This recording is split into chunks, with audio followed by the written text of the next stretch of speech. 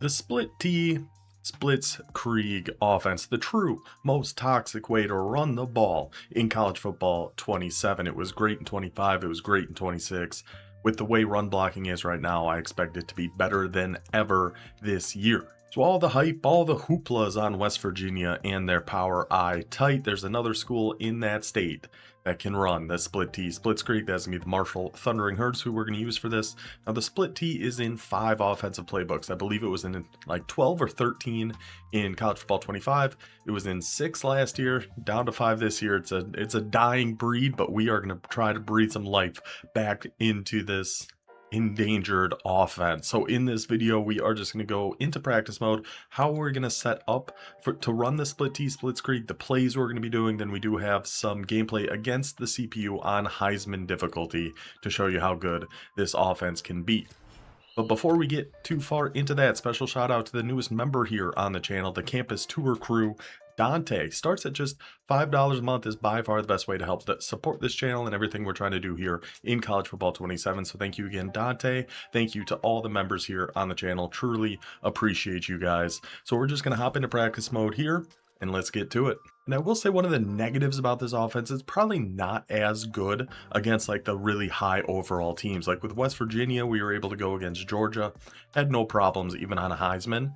This one's going to be a little bit tougher. It's so much more compact, and going against a really good defensive line can kind of shut this one down a little bit. But as long as you're somewhat even in overalls, this is going to be such an impossible offense to stop. So let's go through how we're going to set up our depth chart, because in the Split T, obviously you have your quarterback, you have a halfback 1, a halfback 2, a fullback, and 2 tight ends. Now, a big reason why we're using Marshall for this is I think they're actually set up fantastic to run the Split T. You have your choice between the 2 quarterbacks. Honestly, we're not running the ball a whole heck of a lot with the quarterbacks in this, so the workhorse, not a big deal. And I honestly think a lefty might be a little bit better. So we go with Khalil Wilkins as our quarterback for Marshall, 87 speed, and that escape artist.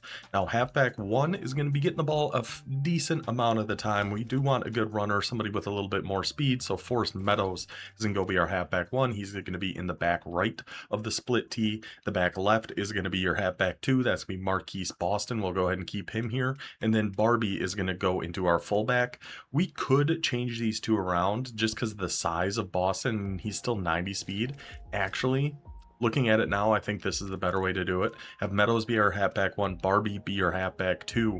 Because obviously fullback, we want some size in there, but speed is actually very important for the fullback with some of the plays that we are going to run here. So let's put Marquise Boston in as our fullback, and then we're pretty much set. You do want to double check your tight ends, because again, it's going to use both of them. Your tight end 1 and your tight end 2. We don't really have a great tight end 2 with this team. A pretty solid tight end 1 though with Toby Payne. So that's pretty much how we are going to set up Marshall. Let's get into the Split T itself here. Go over the different audibles, how we're going to have this set. Now the first and most important thing, I love that our go-to percentage on this is 61%. Hilarious. The most important thing we have to do is bring up your coaching adjustments and change that tempo to no huddle. That's the Splitzkrieg part of the Split T Splitzkrieg. It's keeping that pressure on, keeping that defense on the field, keep attacking. So in the Split T, we're always going to be coming out in halfback inside.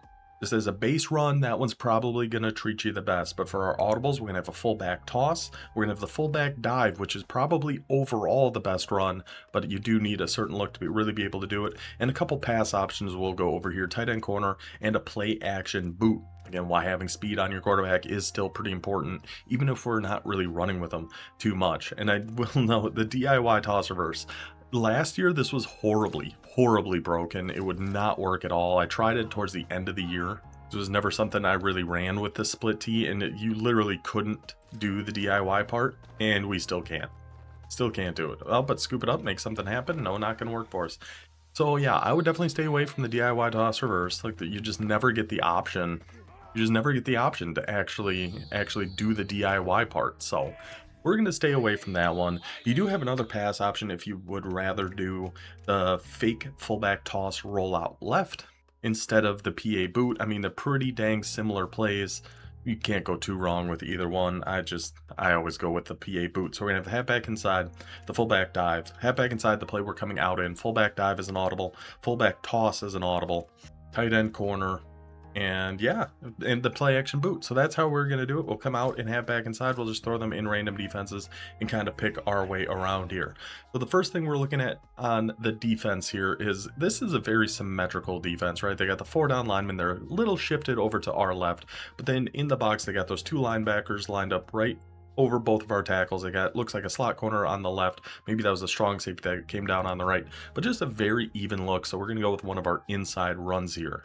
Either keep it with the lead or go to the fullback dive. Against this specific look, I do think I like the fullback dive. Now they're all shifting all around, but go ahead, go with that dive and look at the blocking. Look at the blocking on these run plays and tell me this isn't nasty. This is on Heisman difficulty. I mean, we did just go against Ohio, but still, you're not going to get a much easier touchdown than what we had right there. So again, we'll just take a quick look at the defense. They're kind of a little more loaded over to the right this side. So we're probably going to keep this a halfback inside and try to take this out to the left a little bit. No, the linebackers crashed over to the left there, kind of filled that gap. So we just go where they were, take it back right, get another easy 6 yards. And now we get a look where they have 4 down linemen, 2 linebackers, slot corner to our left, the outside corners, and the safety. So they've got more guys on the left than to the right.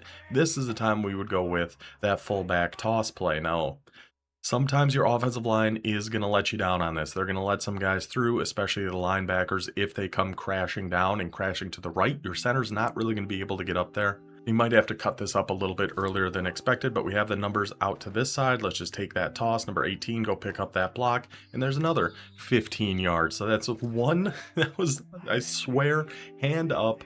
That was our first time running each one of those 3 run plays. We had a touchdown. We had, 10 yards? We had 15 yards. It's unbelievable. Then against like something like a double mug mid blitz, something like this. I mean, they got the single high safety, so it might not actually be mid blitz, but it is double mug. You could keep the halfback inside. That should do all right against that. The fullback dive should do really well against this too. Just for example though, let's show the different pass plays we are going to do. We'll start with tight end corner. Wouldn't recommend this against that double mug look because a lot of times we are going to be trying to roll out with this quarterback. And unless we're blocking that X tight end, that edge on the left is going to be coming through hollering at us.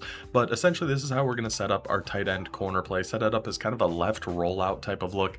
A reason why we like having that lefty in here. I think this is the best pass play in the split T. We're setting up a type of flood concept, and just by the way, you cannot motion anybody in this. Like you can go and click on them all, but you can't actually motion anybody around. So there's no like motioning B out to send them on a streak. But this should work just fine. So we're going to try to roll this out to the left. I mean, we can try like full sliding our offensive line, if I can remember how to do that here quick. There we go. Full slide him over to the left and just try to roll out with Wilkins and see if we can get anything over here. So we've got him on a spy. We could have thrown that to X. We could have potentially taken our drag to A, or we can just keep it because we have an 87 speed quarterback in there. So a lot of different options, a lot of different things we can do. Then we have the PA boot. Now again, with a left-handed quarterback, we'd probably want to flip this so we have the boot going over to the left, but we have a check and release on our X, which that gets wide open a lot. We got our fullback going to the flat and little crosser over on A, but much like the last one, we are just going to try to take off with our quarterback, especially when we see them in a man coverage like that.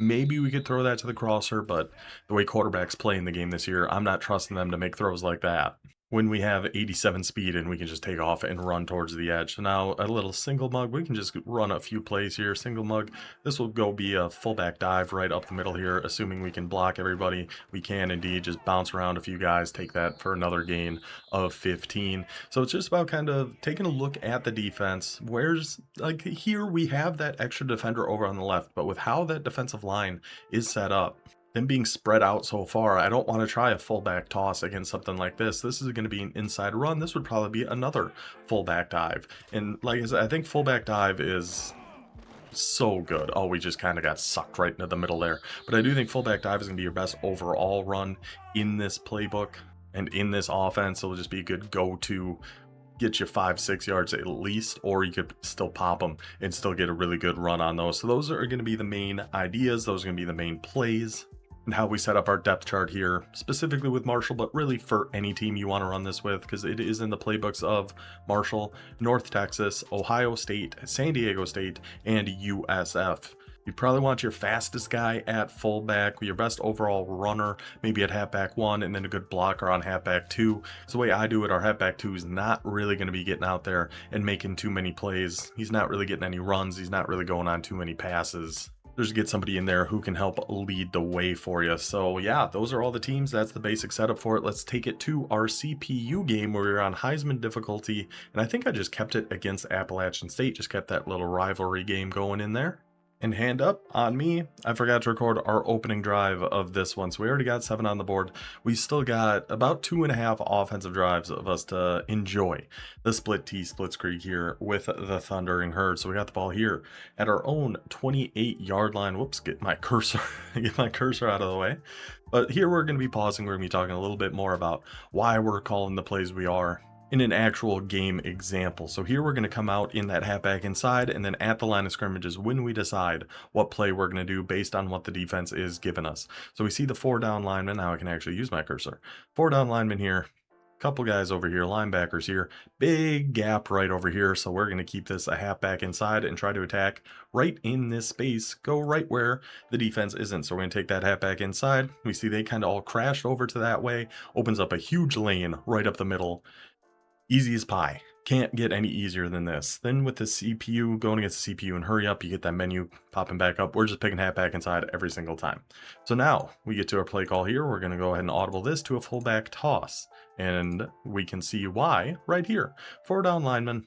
4 guys all kind of right in a row right here, and then 1 sneaky little devil trying to hide out right over here. So we got a good numbers over to this right hand side. We're going to go with the toss and hope our guys can get outside and seal that edge for us. And like when I recorded this, I did have Barbie being here, the 88 speed. You'd probably rather have number 30, that 90 speed right in this spot, but Barbie still works pretty dang well. Just might not be the absolute best. Look at that toss out to the right. They seal that edge. Number 18 goes out and lays out the goes downfield and gets the beautiful block for us. Sets us up with a 1st and goal at the 6-yard line. We get some injuries. That's probably going to happen quite a bit to your own offensive line, to your halfbacks, to their defensive line, to their linebackers. With wear and tear the way it is right now, there's going to be some guys going down, some guys getting hurt. So now we got a 1st and goal, ball at the 6. Appalachian State coming out with a little 3 down line set. I mean, this is a fullback dive. You could go halfback inside here too. Either way, just either of the runs right up the middle. Honestly, a halfback inside might be a little bit better just because it looks like they have an extra guy hanging out over on this side. So we'll see what I ended up doing. So I recorded this last night, so I don't fully remember. We do go with a fullback dive, break a few tackles, get down to the 2-yard line. 11 rushes, 119 yards for our fullback. That is how nasty this freaking offense is. So let's get back to it. And this is a stupid thing too, just a total tangent about nothing. But they were just in that 3 down set, right? Then we hurry up to the next play now that we're at the 2, and all of a sudden they can go to goal line? What the hell is that about, EA? I know that's been a thing. It's been a thing that's been a problem for a while. Now I do a little too much here. We're trying to go to the PA boot and then trying to flip it, but I guess that's 1 too many hot routes, 1 too many adjustments, so we end up going to be taking a false start here. But I do like the PA boot down here against a goal line set. You could block your tight end and really try to roll out to the left with your 87 speed quarterback. But yeah, we take a delay a game there. So now we got a 2nd and goal. You can stay out there, brother. It's just 1 game. You'll be fine. So now we got a 2nd goal at the 7, and again, they're giving us that same kind of look with 1 edge out here, 1 edge out here, a D tackle here. We're going to keep this as a run up the middle. I do think we keep this as a halfback lead. We do indeed, and just no shot. They just had no shot. No chance of stopping Marshall on that one. That's a touchdown on the board. Really our 2nd one, but like I said, forgot to record that 1st one. So Appalachian State goes right on back and ties us back up at 14. So now we are taking over at our own 25-yard line. And against a look like this, I'm imagining we're going to stay in that halfback lead and trying to get out over to this side. Because just look at the defense. Look where they're all at. Where are they not? Right over here. So we're probably going to take halfback lead and try to actually cut one out to the outside against a defensive look like this. Yep, keep that halfback inside. Go exactly where the defensive gap was before that ball was even snapped. That was exactly where they had nobody. That's exactly where we're going to run that. Take that one for a gain of 13. So now we're going to go to this look. Now I'm kind of curious what I'm going to do here. I would bet it's going to be one of the inside runs. But this is a very even look Appalachian State's giving us. They got their two guys almost showing blitz here with these linebackers. Outside corner here, outside corner kind of backed up over here. Maybe a strong safety or something here, or a slot corner. I wouldn't hate a pass idea here, or even just a fullback dive going right up the middle. See what we ended up going. Oh, we just keep that back inside. That's fine too. Just a run up the middle. And look at the outside blocking from I believe that's our tight end getting down there. That back inside, I don't hate either, just because there is some space kind of right in here. So a fullback dive, anything attacking up the middle, I think is a fine idea here. Look at number 85 getting down there and just boom, get out the way, man. The pancake blocks in this game make this offense just unbelievable. So take that one for another game. Now Appalachian State's got to catch their breath. They've got to take a timeout. We keep the pressure on. Keep it rolling, thundering herd. Ball already at Appalachian State's 41. So against a look like this, yeah, this is going to be a halfback inside, without a doubt. They're really creeping down over on the right over here. We'll see it once it actually pops back up here. But we can see just from their defense, and they all kind of shift around here. So they're really clogging the middle. They have, you know, the 4 down linemen right here. They got a linebacker right down, hovering in that A gap right here. Take a run right to where the space is, just like we saw on the first play of this drive. I expect we're going to take this run right over here. Would be my official guess. Whoa, kind of freaked out on me there. But yep, it goes right in there. And again, 85 just throwing dudes out the club. Just get out the way. Our guy's going in. He's going to go score us a touchdown. 2 drives, 2 pretty dang easy ones. Now, this is why I said it was about 2.5, because our defense actually got us a stop with 39 seconds in the ball at the 13. But that doesn't mean we're getting out of that split T. We're keeping the pressure on. Again, probably going to be a halfback inside. This is almost the exact same look we saw on that last drive a few times. Defensive line kind of pinched all right here. Guy nose tackle right above our center. Linebacker right into that A gap. Let's just take one right back over into this spot is what I'm assuming we will do here. We do indeed, just right back into that spot. Blocks didn't hold quite as well. Maybe we could have cut that one back to the right a little bit, but still a nice gain. Still a 2nd and 5, 30 seconds left. Still 1 timeout. No panic, no worry. What are we going to here? I wouldn't, yeah, a fullback dive. We haven't seen that one in a little bit. I think that made sense with the look they were giving us. I was going to say I wouldn't like to see a toss here.